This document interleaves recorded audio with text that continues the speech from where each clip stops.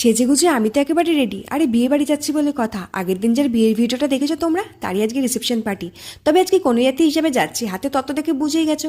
পরপর তত্ত্ব নিয়ে লাইন দিয়ে আমরা ঢুকে গেলাম। ব্রাইডকে দেখো কি মিষ্টি লাগছে দেখতে। বিয়ে আর রিসেপশন দুদিনই কিন্তু ওকে খুব সুন্দর লাগছিল দেখতে। তারপর বাচ্চাদের সাথে একটা টেক নিয়ে নিলাম, আর এই শটটা নিচ্ছিলাম একটা রিলসের জন্য, কিন্তু পাশ দিয়ে তো কাকু কাকুমারা যাতায়াত করবেই। যাই হোক, তারপর সোজা চলে গেলাম কফি খেতে। কফিটা এত গরম ছিল যে দুটো কাপ নিয়ে তারপরে খেয়েছি। তারপরে খেয়ে নিলাম পাকোড়া। তারপর একটু সেলফি মুডে আমাকে দেখিয়ে নিলাম। আর আমার বর তো একদম ভিডিওতে আসতেই চায় না, ভিডিও করতে যে কি বিরক্তি লাগে। তারপর ভিডিও দেখার সময় বলবে কি আমাকে তো নিলে না।